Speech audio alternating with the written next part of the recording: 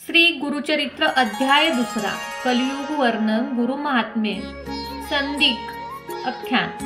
ओम श्री गणेशाय नमः, श्री सरस्वते नमः, श्री गुरुभे नमः, श्री कुलदेवताय नमः। हे त्रिमूर्ती दत्तात्रेया, तूच माझा गुरु आहेस। तू कृष्णा नदीच्या तीरावर वास्तव्य करतोस। तिथे तुझे भक्त नांदत असतात। तिथे पाहून स्वर्गातील देवांनाही मोठे कौतुक वाटते। असे श्री गुरुचे ध्यान करीत नामधारक मार्गाने जात असताना थकवा आल्याने तो एका वृक्षाखाली विश्रांतीसाठी थांबला। तिथेच त्याला झोप लागली। झोपेत असताना त्याला स्वप्न पडले। त्या स्वप्नात जटाधारी सर्व अंगाला भस्म लावलेले, वक्र चर्म परिधान केलेले, पितांबर नेसलेले श्री गुरु दिसले। त्यांनी नामधारकाच्या कपाळी भस्म लावून त्याला अभय दिला। हे स्वप्नात पाहून नामधारक एकदम जागा झाला व इकडे तिकडे पाहू लागला, पण त्याला कोणीच दिसले नाही। स्वप्नात त्याने जी मूर्ती पाहिली तिचे ध्यान करीत तो पुढे चालत निघाला। काही अंतर जातो तोच त्याला स्वप्नात पाहिलेल्या योग्याचे दर्शन झाले। त्याने धावत जाऊन त्या योग्याला दंडवत घातला व तो योग्याला म्हणाला, हे कृपा सागर, तुझा जय जयकार असो। आज तुझ्या दर्शनाने माझी सर्व पातके नाहीशी झाली। तू तर अज्ञान रूपी अंधकार नाहीसा करणारा साक्षात सूर्य आहेस। माझा उद्धार करण्यासाठीच तू आला आहेस। या दीन भक्तावर कृपा करण्यासाठी आपण आला आहात, अशी माझी श्रद्धा आहे। आपण कोठून आला आहात? आपले नाव काय? आपण कोठे राहता? नामधारकाने असे विचारले असता तो योगी सिद्ध योगी म्हणाले, मी स्वर्ग आणि पृथ्वीवर तीर्थयात्रा करीत फिरतो आहे। माझे गुरु नरसिंह सरस्वती भीमा अमरजान नदीच्या संगमावरती श्री श्रेष्ठ गाणगापूर येथे असतात। तिथे त्रिमूर्ती दत्तात्रयांचे अवतार आहेत। आपल्या भक्तांच्या उद्धारासाठी ते पृथ्वीवर अवतरित झाले आहेत। त्यांच्या भक्तांना दुःख दारिद्र्य कधीच येत नाही। त्यांच्या घरी लक्ष्मी सदैव निवासी असते। त्यांचे घर धनधान्याने गोनादी अष्ट ऐश्वर्याने भरलेले असते। सिद्धयोग्याने असे सांगितले असता नामधारक म्हणाला, मी सुद्धा एक श्री गुरूंचे सदैव ध्यान करत असतो। आमच्या वंशात त्यांची भक्ती उपासना परंपरेने चालत आली आहे। असे असताना माझ्या नशिबी कष्टदशा का बरे? माझे नशीब थोर म्हणूनच आज तुम्ही मला भेटलात। तुमची माझे तारक आहात। आता कृपा करून माझ्या संशयाचे निवारण करा। नामधारकाने असे विचारले असता सिद्धयोगी म्हणाले, अरे श्री गुरु भक्त वात्सल्य आहेत। त्यांची कृपा लहान मोठ्यावर सारखीच असते।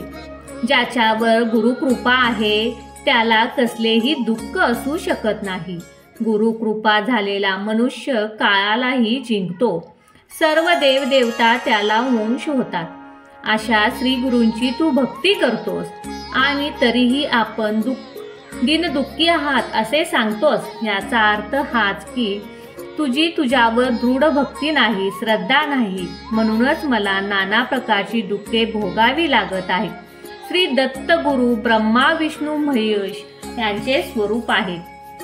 त्यांची एक भावाने उपासना केली असता सर्व काही देतील, म्हणून तू तुझ्यावर दृढ विश्वास ठेव। आणखीन एक लक्षात ठेव की हरीचा कोप झाला तर श्री गुरु आपल्या भक्तांचे रक्षण करतात, पण श्री गुरु जर कोपले तर हरी सुद्धा रक्षण करू शकत नाहीत। सिद्धीने असे सांगितले असता नामधारकाने मोठ्या भक्तीने त्यांच्या चरणाला वंदन केले। मग तो हात जोडून म्हणाला, स्वामी, आपण सांगतात त्याविषयी माझ्या मनात एक शंका आहे। श्री गुरु दत्तात्रय ब्रह्मा विष्णू महेश स्वरूपात आहेत। ते त्रिमूर्ती आहेत, अवतार आहे, असे का?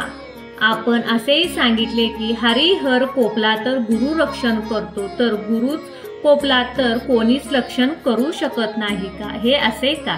हे वचन कोणत्या शास्त्र पुराणातले आहे? कृपा करून माझी ही शंका दूर करा. सिद्ध म्हणाले, नामधारका, तुझी शंका रास्त आहे. तुझ्या शंकेचे उत्तर मी देईन रचनेतून. साक्षीने देतो ते लक्षपूर्वक आहे. ब्रह्मदेवाच्या मुखातून 4 वेद व 18 पुराणे निर्माण झाली. त्या 18 पुराणात ब्रह्मवर्तय नावाचे पुराण अतिशय प्रसिद्ध आहे. द्वापर युगात अति प्राचीन नारायण विष्णू व्यास मुनींनी अवर्तने झाली. लोककल्याणात वेदाची नित्यव्यवस्था केली. त्या व्यासाने ऋषी मुनींनी जी काही खोत सांगितली ती कथा मी तुला सांगतो, ती तू एकाग्र चित्तेने श्रवण कर. ब्रह्मदेवा कलियुगाला गुरु महात्म्य सविस्तर सांगितल्याने सिद्ध असे सांगितले असता नामधारक हात जोडून म्हणाला, गुरुदेव, तुम्ही मला भेटलात. ब्रह्मदेवाने कलियुगाला गुरु महात्म्य कोणत्या कारणास्तव सांगितले ते तू केव्हा सांगितले ते ऐकण्याची माझी इच्छा आहे. कृपा करून ते सविस्तर सांगा. नामधारकाने अशी विनंती केली असता सिद्धयोग्याने ती कथा सांगण्यास सुरुवात केली. ते म्हणाले, ऐक. तर जेव्हा प्रलय झाला तेव्हा आदिमूर्ती नारायण भगवान विष्णू अव्यक्त स्वरूपात वातपत्रावर पाहुले होते. त्यांना सृष्टीची रचना करण्याची इच्छा झाली. जागृत झालेल्या त्यांनी आपल्या नाभीतून कमळ उत्पन्न केले. त्या कमळातून ब्रह्मदेव प्रकट झाले. त्यांनी 4 दिशांना पाहिले. ते चतुर्भुज शिले. ते स्वतःच म्हणाले, मी सर्वश्रेष्ठ आहे, माझ्यापेक्षा मोठा दुसरा कोणी नाही. त्यावेळी भगवान विष्णूंना हसू आले. ते गंभीर स्वरात म्हणाले, मी महाविष्णू आहे, तू माझी भक्ती कर. हे ऐकताच ब्रह्मदेवाने भगवान विष्णूंना नमस्कार करून त्यांची परोपरीने स्तुती केली. त्यामुळे प्रसन्न झालेल्या विष्णूंनी ब्रह्मदेवांना सृष्टीची निर्माण करण्याची आज्ञा केली. त्यानंतर ब्रह्मदेव म्हणाले, हे महाप्रभू, मला सृष्टीची रचना करण्याचे ज्ञान नाही, मग मी काय करू? विष्णूने त्यांना 4 वेद दिले. त्यानुसार जगाची निर्मिती करण्यास सांगितले. भगवान विष्णूंनी अशी आज्ञा केली असता ब्रह्मदेवानी विधिवत्तेने नटलेले स्थिर जगविश्व निर्माण केले. त्यात स्वेदज घामातून उत्पन्न होणारे, अंडज अंड्यातून उत्पन्न होणारे, जरज वार्यातून उत्पन्न होणारे व उदर्ज उगवणारे वृक्ष, अशा प्रकारे सृष्टी निर्माण केली. विष्णूंच्या आदेशानुसार ब्रह्मदेवाने त्रिलोक्याची रचना केली. मग त्यांनी सैनिकाधिक मानसपुत्र मिराज इत्यादी संतुष्ट देव आणि देवांची उत्पत्ती झाली.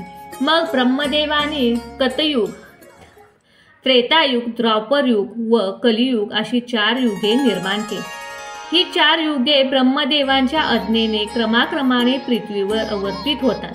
ब्रह्मदेवाने सर्वप्रथम त्रेतायुगात पृथ्वी पाठवली. कृतयुगात सतयुग यांची वैशिष्ट्ये सांगताना ऐक. सत्ययुग सत्यवचनी, वैराग्य संपन्न, ज्ञानी व सत्वगुणाने वृद्धी करणारे. त्यांनी शुभ्र वस्त्र परिधान केले होते. त्यांच्या खांद्यावर यज्ञपवीत, गळ्यात रुद्राक्षाच्या माळा, हातात कंकणे होती. त्यांनी पृथ्वीवर येऊन लोकांना सत्वगुणी सत्वव्रत केले. त्यांनी लोकांची तपश्चर्याचा मार्ग दाखवला व लोकांचा उद्धार केला. सतयुगाचा कालावधी पूर्ण होताच ब्रह्मदेवाने त्याला परत बोलवले. मग त्यांनी त्रेतायुगाला पृथ्वीवर पाठवले. त्याचे लक्षण सांगताना ते ऐक. त्याच्या त्रेतायुगात देह स्थूल होतो. त्याच्या हाती यज्ञ सामग्री होती. त्या त्रेतायुगात सगळे लोक यज्ञयाग करत असत. त्यांच्या कर्मामार्गाची स्थापना केली. वृषभ हे धर्माचे प्रतीक त्यांच्या हाती होते. त्यांनी पृथ्वीवर धर्मशास्त्राचा प्रसार केला. आपल्या कार्याला पूर्णत्व झाल्यानंतर ते आनंदाने परत गेले. मग ब्रह्मदेवाने द्वापरयुगाला पृथ्वीवर पाठवले. त्यांच्या हातात खटाग व धनुष्यबाण ही शस्त्रे होती. हे उग्र, शांत, निष्ठुर व दयावान होते. त्यांना युगात पाप पुण्यासमान होते. ते द्वापरयुग पृथ्वीवर आपल्याला कार्यकाल पूर्ण होताच ब्रह्मदेवाकडे परत गेले. द्वापरयुग परत आल्यावर ब्रह्मदेवाने कलियुगाला बोलावून घेतले व त्याला पृथ्वीवर जाण्याची आज्ञा केली. ते कलियुग अविचारी होते. पाशाप्रमाणे मूक असलेले हे नग्न स्वरूप ब्रह्मदेवासमोर प्रकट शिले. कलह आणि द्वेष यांना बरोबर घेऊन आलेल्या त्यांना उजव्या हातात जीभ व डाव्या हातात शिश्र म्हणजेच लिंग धरले होते. ते रडत हसत शिवा देत नाचता नाचता ब्रह्मदेवापुढे तोंड खाली घालून उभे राहिले. त्याला पाहताच ब्रह्मदेवांना हसू आले. त्याचं लिंग आणि जीभ काय धरली आहेस असे विचारले असता कलियुग म्हणाले, मी सर्वांना जिंकू शकतो, पण वाणी, रसना आणि कामवासना यांच्यावर जो ताबा ठेवतात त्याचे मी काही वाईट करू शकत नाही. ब्रह्मदेवानी त्याला पृथ्वीवर जाण्यास सांगितले. तेव्हा ते म्हणाले, मला पृथ्वीवर पाठवत आहात, पण माझा स्वभाव कसा आहे आपणास माहीत आहे का? मी पृथ्वीवर धर्माचे उच्छाद करीन. मी स्वइच्छे आहे. मी लोकात निद्रा आणि कलह माजवील. परद्रव्याचा अपहार करेल व परस्त्रीशी रममान होणार. हे दोन्हीही माझ्या प्राणसखे आहेत. ढोंगी संन्यासी कपट कारस्थान करून आपली पोटे भरणारे माझे प्राणसखे आहेत. परंतु जे पुण्यशील असतात ते माझे शत्रू वैर होत. कलियुगाने स्वतःबद्दल असे सांगितले असता ब्रह्मदेव म्हणाले, पूर्वीच्या युगात मनुष्यांना दीर्घायुष्य होते, त्यामुळे ते खूप दिवस तपानुष्ठान करत असत. त्यांना मृत्यू नव्हता, त्यामुळे त्यांना पृथ्वीवर प्रदीर्घ काळ कष्ट सोसावे लागत असे. पण आता असे नाही. तुझ्या कार्यकाळात लोकांना अल्प आयुष्य, फार तर 100 वर्ष आयुष्य असेल, त्याच्या ठिकाणी कितीही कमी असेल. त्यामुळे लोक तपानुष्ठान करून अल्पावधीत परमार्थ प्राप्ती करून घेतील. जे लोक ब्रह्मज्ञानी व पुण्यश्लोकी असतील त्यांना तू सहाय्य करावेस. ब्रह्मदेवानी असे सांगितले असता कलियुग म्हणाले, आपण ज्या लोकाविषयी सांगतात ते माझे वैरी होते. असे लोक जिथे असतील तिथे मी कसा जाऊ? मला त्यांची भीती वाटते. त्यांच्याकडे मी पाहू शकत नाही. भारतखंड पुण्या खूप आहे. अशा ठिकाणी मी गेलो तर लोक मला मर्जतील. मग मी तिकडे कसा जाऊ? ब्रह्मदेव म्हणाले, तू कसलीही चिंता करू नको. तू भलोकार गेलास तर तू सगळे लोक तुझ्या स्वइच्छेनुसार वागतील. एखाद्या मनुष्याला पुण्यशील असेल त्याच्यावर तुझा प्रभाव पडणार नाही. त्याला तू सहाय्य कर, बाकी सगळेच तुला वंश होतील. कलियुग म्हणजे मी दुष्ट स्वभावाचा आहे. मग मी धर्मशील पुण्यशील मनुष्याचा सहाय्य कसे करणार? ब्रह्मदेव म्हणाले, जे लोक देहाने व मनाने पवित्र असतील, जे निर्लोभी असतील, जे हराची सेवा करणारे असतील, जे सदैव आपल्या गुरु सेवा करतील, त्यांना तू पीडा देऊ नकोस. आई वडिलांची सेवा करणाऱ्या ब्राह्मण, गायत्री व कपिलाधेनू यांची सेवा करणाऱ्या, सदैव तुळशीला वंदन करणाऱ्या अशा लोकांना तू पीडा देऊ नकोस. आपल्या गुरूंची सेवा करणारे, अभेद भक्ती करणारे, नित्य पुराण श्रवण करणारे जे लोक असतील त्यांना तू कधीही त्रास देऊ नकोस. ही माझी आज्ञा आहे. कलियुगाने ब्रह्मदेवांना विचारले, गुरु या शब्दाचा अर्थ काय?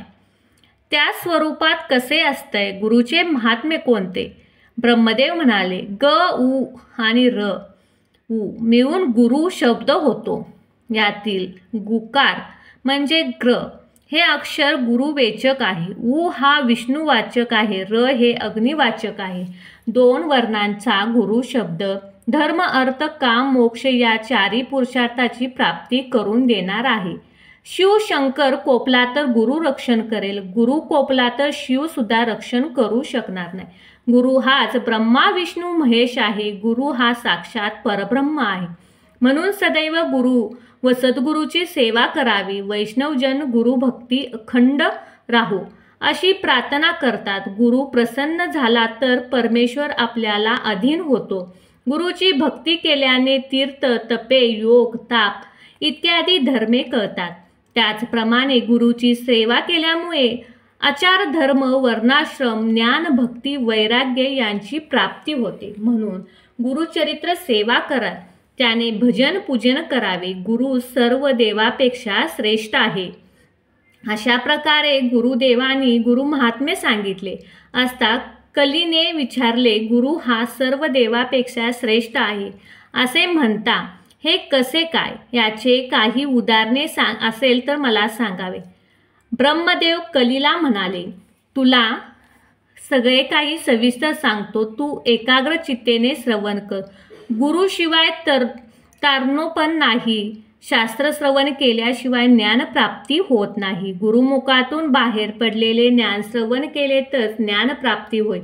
गुरु हाच प्रकाश जेवणारा ज्योती स्वरूप आहे. याविषयी मी तुला एक प्राचीन कथा सांगतो, ऐक. असे बोलून ब्रह्मदेवाने संदीप आख्यान सांगण्यास प्रारंभ केला. खूप वर्षापूर्वीची कथा. गोदावरी नदीच्या तीरावर अंगिरस नावाचा ऋषीचा आश्रम होता. त्या आश्रमात पहिलं ऋषींचे शिष्य असलेला वेदधर्म नावाचे ऋषी होते. यांचे अनेक शिष्य त्यांच्याजवळ वेदशास्त्राचा अभ्यास करत असत. त्यात संदीप नावाचा एक शिष्य होता. तो मोठा विद्वान. त्याची भक्ती गुरुवर होती. तो आपल्या गुरूंची अगदी मनापासून सेवा करत असे.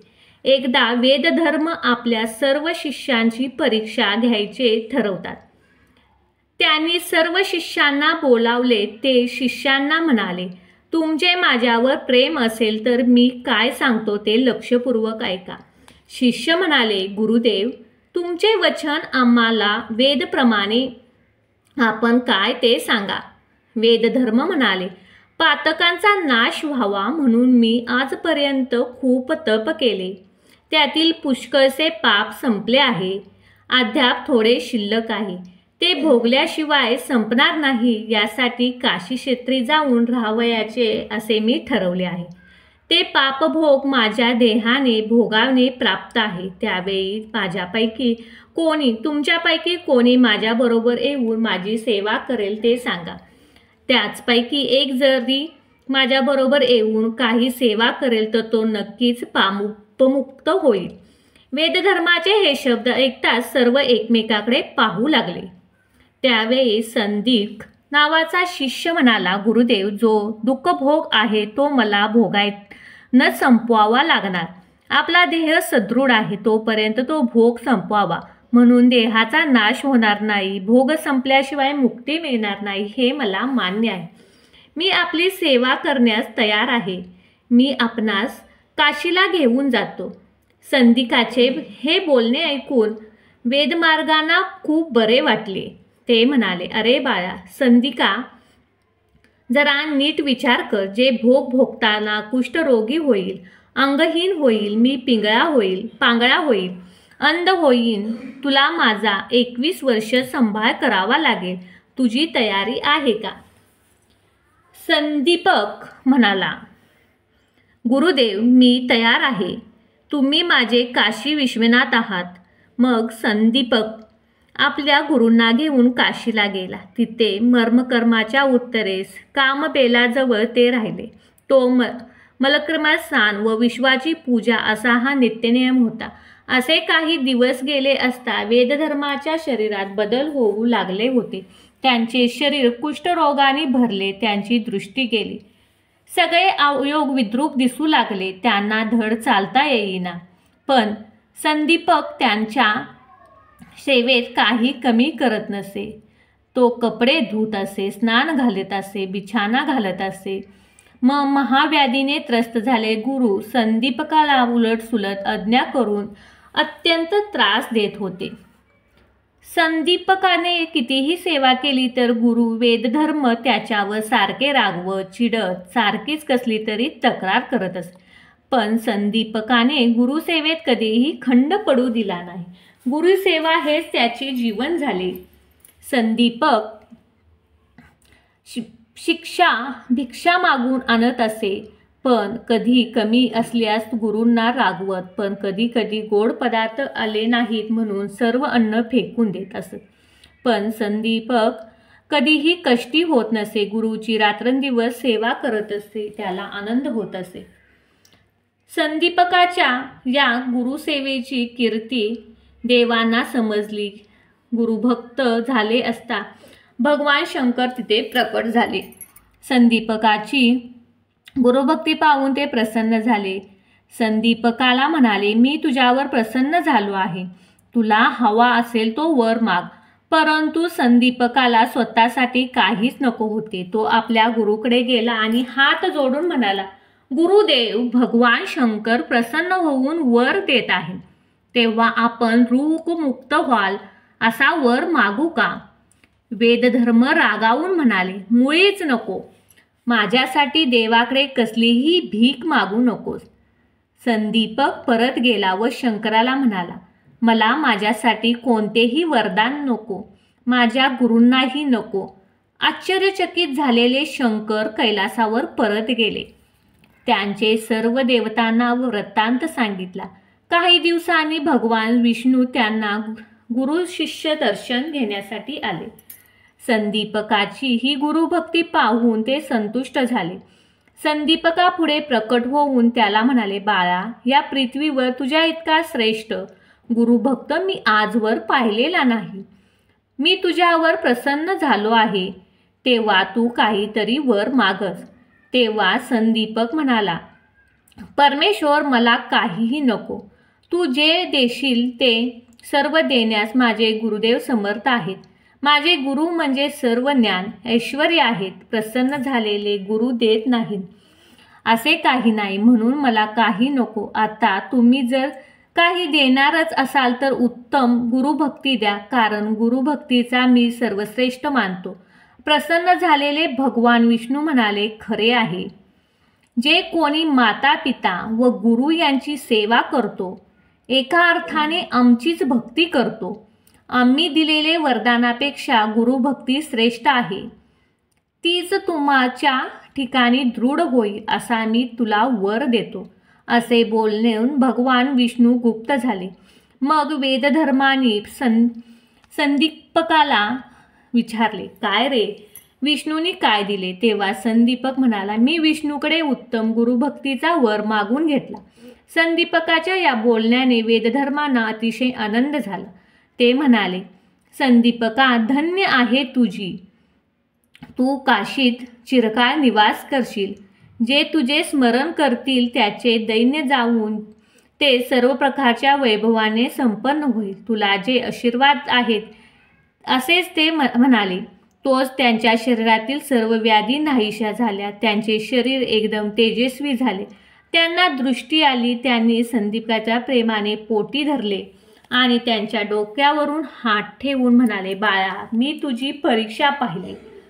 अरे, जो तपश्चर्या करतो त्याला कसला रोग होणार नाही.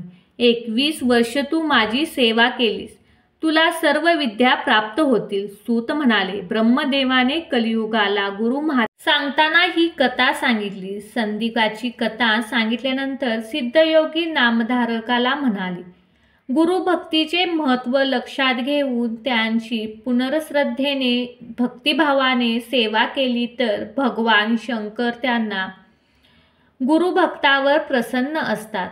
अशा रीतीने गुरुचरित्रातील कलियुग वर्णन, गुरु महात्म्य, संदीपक आख्यान नावाचा अध्याय 2 समाप्त. श्री दत्तगुरु महाराज की जय.